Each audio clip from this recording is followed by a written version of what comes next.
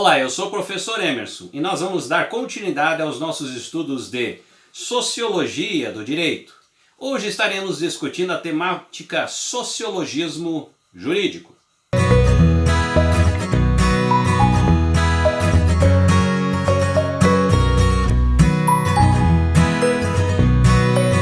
Prezados alunos, é um grande prazer estar aqui novamente com vocês. Então nós vamos dar continuidade aos nossos estudos de Sociologia do Direito.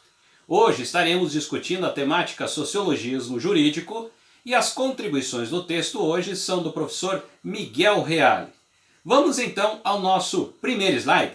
Sociologismo Jurídico, ou Escola Sociológica do Direito, tem suas raízes nas correntes do direito consuetudinário, costumeiro, habitual, aquele que se baseava seus princípios nos costumes e tradições.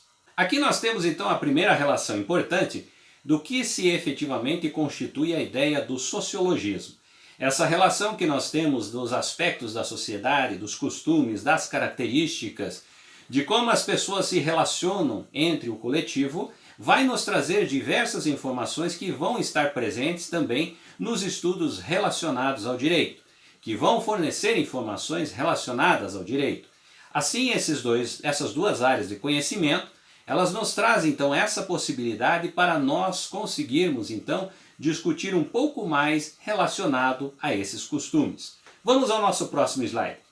O sociologismo, ou escola sociológica, surgiu com Émile Durkheim, sociólogo no século XIX, que influenciou o direito com seus estudos. Sociologismo compreende a reunião de conceitos que vislumbram o direito sobre o prisma predominante do fato social, considerando mero componente dos fenômenos sociais, suscetível a ser estudado segundo os nexos de causalidade, assim como ocorre nas ciências naturais. É uma referência importante para nós observarmos aqui todo o conhecimento produzido na sociologia por Émile Durkheim e, consequentemente, essa relação de estudar também esse universo que é o universo do direito. A partir da relação dos fatos sociais, conseguimos compreender muitas das coisas que são produzidas na sociedade. Mas nós precisamos entender o que se produz na sociedade é relacionado a comportamentos. E esses comportamentos precisam estar aliados às normas. Quando isso não ocorre, é necessário se analisar quais são as características e o porquê de todo esse processo não estar alinhado diante de uma relação do princípio normativo. Vamos então ao próximo slide. O fenômeno jurídico desenvolvido em algumas condicionalidades, histórico-social, mutações inevitáveis, exigências da solidariedade e as relações entre solidariedade por semelhança ou por trabalho. 3 categorias de leis sociais: economia, moral e jurídica. Fenômeno da solidariedade e da necessidade de distinguir leis normativas das leis técnicas. Percebam vocês que nós trazemos já algumas características no próprio pensamento da sociologia, como efetivamente começa a se relacionar essas questões. As leis normativas, as leis técnicas, efetivamente são comportamentos que se constituem dentro desse universo que é o universo jurídico. Ao mesmo tempo, nós temos efetivamente todo o processo que ocorre dentro da sociedade, que é essa relação das pessoas e a relação do comportamento da sociedade também com essas estruturas normativas. Percebam vocês que aqui a gente já tem muitas informações que são relevantes para nós compreendermos esse processo que vai se estabelecer das normas perante a sociedade. Vamos adiante. Sob rúbrica do sociologismo jurídico, são reunidas todas as teorias que consideram o direito sob o prisma predominante, quando não exclusivo, do fato social. O sociologismo jurídico traduz uma exacerbação ou exagerado da sociologia jurídica. Não há fenômeno jurídico que não se desenvolva em certa condicionalidade histórico-social. Percebam vocês que o nosso autor ele já traz essa relação, de uma grande quantidade na visão dele, de informações que são atribuídas ao pensamento da sociologia jurídica.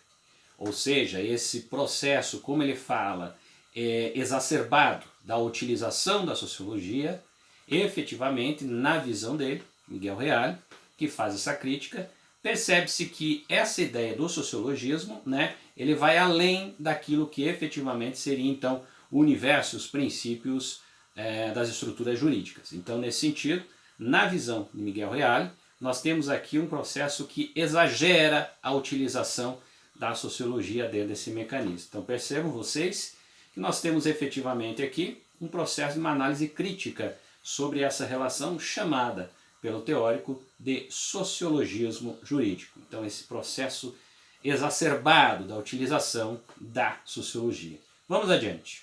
Se todo o sistema de normas jurídicas é condicionado por um sistema de fatos, devemos evitar simplesmente das explicações unilaterais que segue somente uma linha. Não é confiável qualquer explicação monista, direito emanado do Estado, dos fatos que governam o mundo jurídico.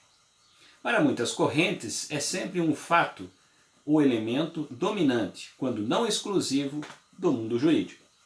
Consequentemente, aqui a gente já tem todo um processo de uma defesa do monismo jurídico, né? Que o direito, efetivamente, emanado do Estado, seria a única referência que teria de um processo teórico. Então nós temos efetivamente essas defesas que se fazem.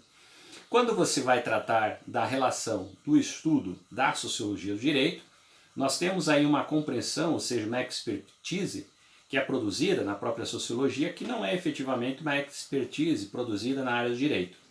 Então essa relação ela daria um suporte na visão da sociologia. Na visão tradicionalista, né, das relações monistas e correntes monistas do direito, nós temos uma relação que a própria norma, pela norma, ela se constitui como um fato primordial. Então nesse sentido nós temos então essas divergências que a partir de algumas correntes ocorrem dentro desse cenário. Vamos adiante. Os sociologistas levam muito longe a natureza meramente indicativa dos preceitos legais. O surgimento do direito livre originou-se da prática do direito, ou seja, de sua exégese, a aplicação nos casos concretos. A conclusão extrema de que o juiz deve ser sempre o criador da norma jurídica. Aqui voltamos a atingir uma posição de equilíbrio. Percebam vocês que grande parte dessa crítica começa então a se estabelecer de uma forma mais intensa, que é essa concepção, né, que nós temos efetivamente da posição da norma, da posição da sociedade, do comportamento, do entendimento e das relações diversas que podem atribuir-se a essa subjetividade, essa interpretação por parte, por exemplo, do juiz. Então aqui a gente já tem, né, um universo de uma abertura de discussão aí. Vamos adiante. Do que de parte de uma crítica muito precisa da teoria fundamental de Durkheim, no tocante ao conceito da consciência coletiva. A divergência começa quando se nega a aceitar a ideia de uma consciências individuais e irredutível a elas e acusa o conceito durkheimiano de ser metafísico.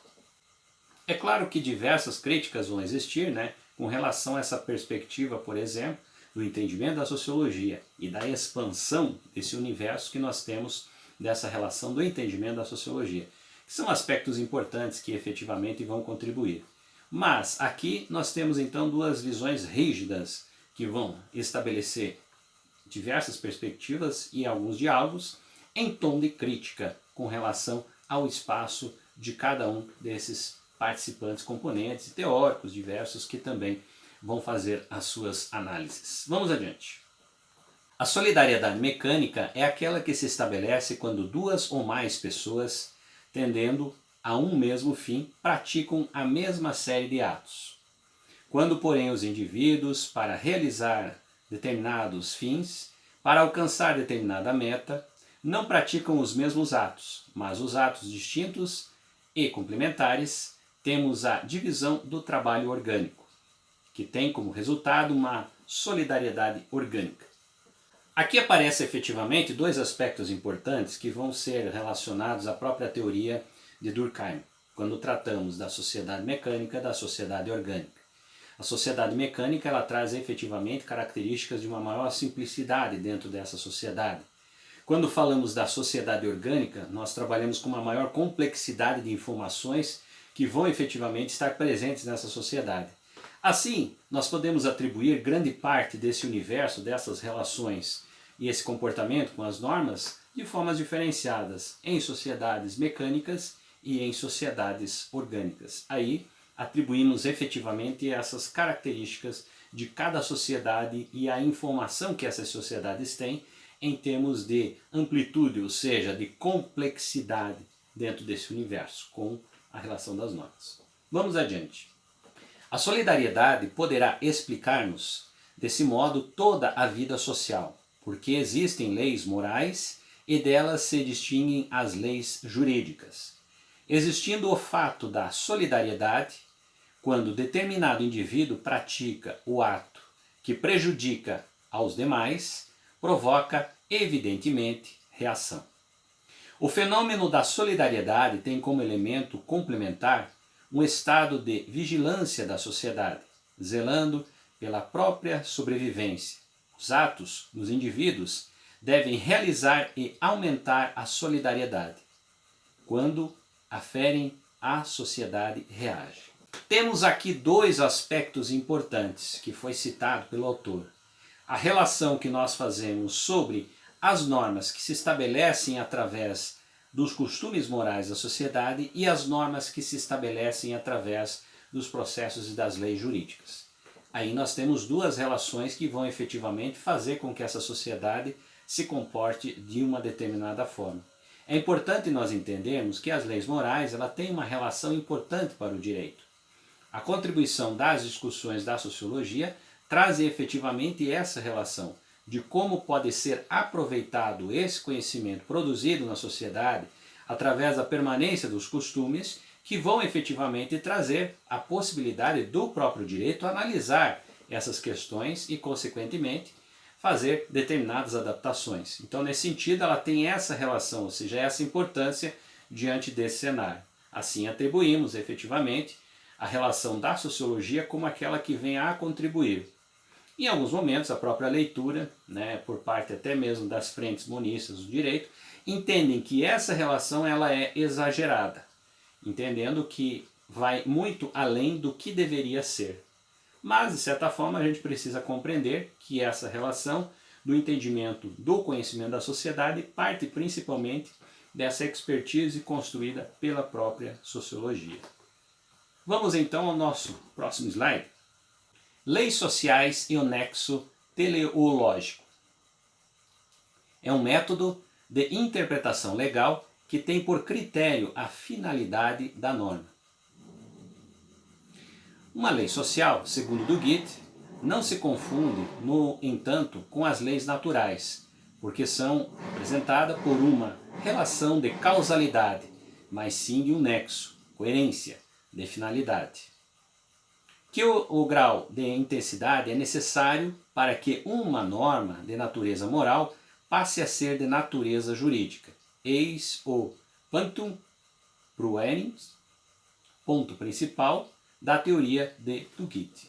Então aqui ele faz um questionamento importante, até que ponto que nós teríamos efetivamente uma norma de natureza moral que teria efetivamente uma composição para a natureza jurídica.